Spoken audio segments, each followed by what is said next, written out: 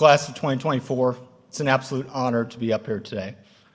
You know, I told my wife before I started I wouldn't make any dad jokes, and I would minimize any lingo that I learned from my 18-year-old Gen Z teammates on the football field this year. So for those of you playing graduation speech bingo in the crowd to kill some time, hopefully that doesn't kill too many boards. To the full-time students, welcome back. It's great to see everybody rejuvenated, hopefully a little bit rehydrated after the latest and greatest addition to the DWC programming, Isle of Palms. And to our executive MBAs, the MBAs, on behalf of the full-time students, I just want to sincerely say thank you for being so generous with your food in the hallways for the past 2 years.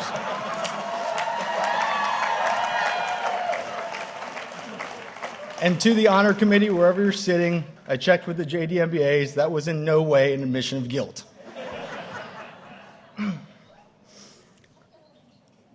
Today is a great day.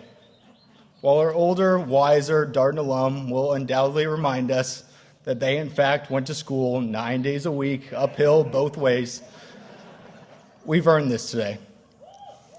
Each of us could have gone elsewhere, to an equally prestigious school with a less rigorous academic curriculum and a lot more free time. But we didn't.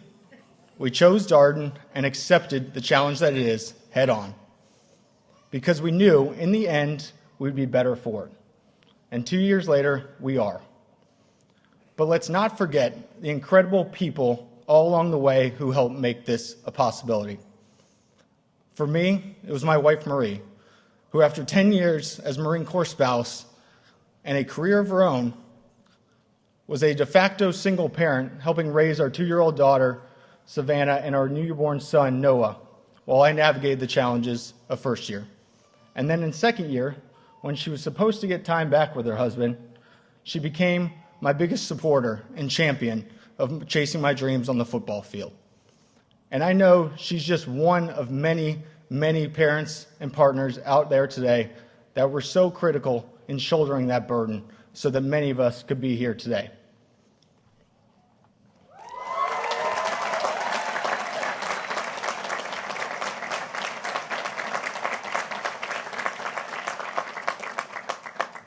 For others of us, it was a family member or a friend or a boss who encouraged us to go back to school and leave that safe and comfortable job.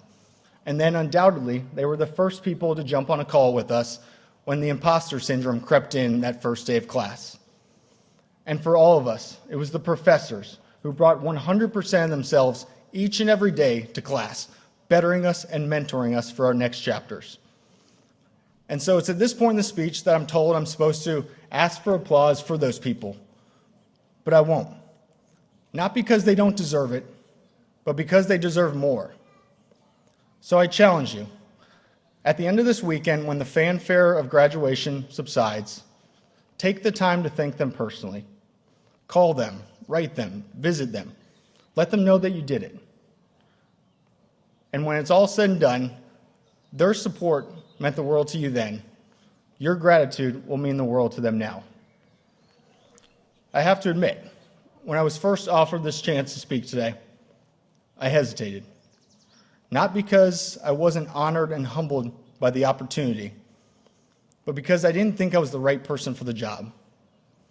Because if you've ever been lucky enough to attend even one Darden Stories session, you know as well as I do that there were 349 equally as impressive stories that are more than worthy of 5 minutes on this stage.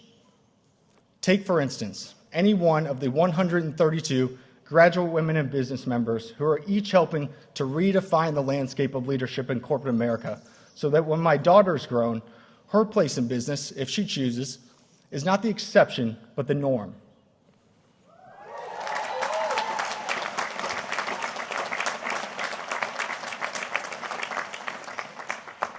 Or how about the 39% of you who left the safety, comfort, and security of your home countries to come to a tiny town in central Virginia solely for the opportunity to better your careers and the lives of your families? On behalf of the rest of the class, thank you for making that incredible leap of faith, and thank you for enriching every classroom that you walked into.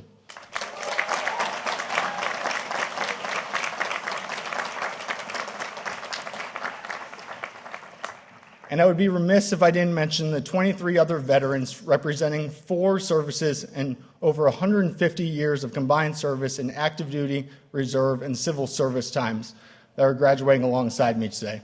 And that doesn't even include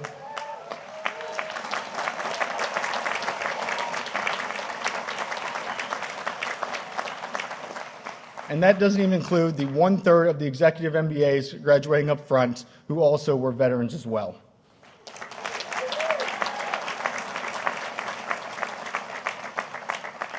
On behalf of all of them to the rest of the class, thank you for making our transition back to the civilian world so seamless and so welcoming.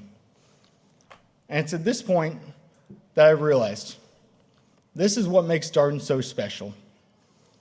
There simply is no student that could hope to capture every facet of this community. There is no typical Darden student, just one Darden family. And it reminded me of a great quote I heard a few weeks ago from somebody I'm lucky enough to admire and look up to, even though he's 7 years my junior. As Malcolm Stewart so eloquently said to his graduating class of UVA exactly 6 years ago to the day, family is not about the blood that runs through your body or the flesh that surrounds it. Family, as I come to see it, is about the people that care for you, the people that support you, the people that love you, and the people that make you feel at home. And that, to me, perfectly captures the feeling I have looking out over 349 of my new family members. At the end of the TV series, The Office, Andy Bernard famously says, "I wish there was a way to know that you're in the good old days before you've left them." And if you haven't realized it already, the past 2 years have been, in fact, the good old days. And while those good old days are coming to a close, great days and great moments are ahead for each of us. So let's go out, do great things, continue to make an impact in the world and the communities around us, and continue to make the right choices and not the easy ones. But let's never forget the 2 years spent on these grounds and the family that, in fact, made it the good old days. Class of 2024, it's been a privilege of a lifetime. Congratulations, and go Hoos.